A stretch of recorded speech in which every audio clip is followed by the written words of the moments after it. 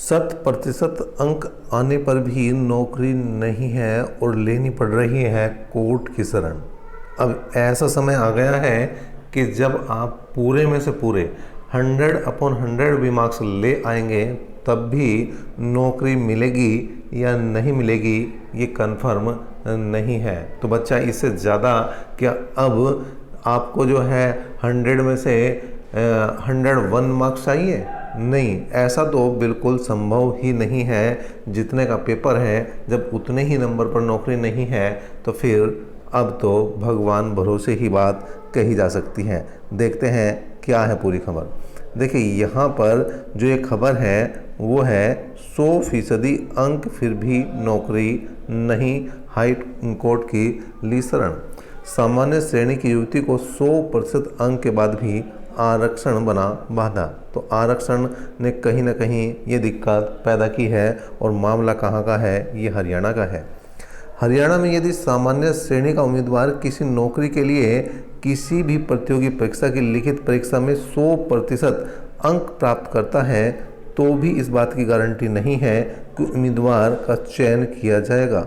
करनाल जिले की एक ऐसी ही एक अभ्यर्थी मोनिका रमन 100% अंक हासिल पाने के बाद भी राज्य की बिजली वितरण कंपनी में जूनियर सिस्टम इंजीनियर के पद पर नहीं चुनी गई तो उसने पंजाब और हरियाणा हाई कोर्ट की शरण ली है।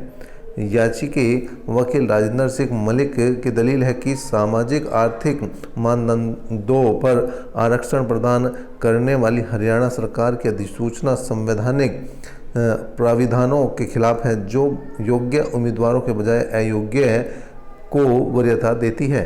याचिका पर हाईकोर्ट ने हरियाणा सरकार और दक्षिण हरियाणा बिजली वितरण निगमों को नोटिस जारी कर जवाब तलब किया है। रमन की याचिका में कहा गया है कि प्रतियोगी परीक्षा में 100% अंक प्राप्त करने के बाद भी उसे नौकरी से वंचित करना संवैधानिक अधिकारों का उल्लंघन है।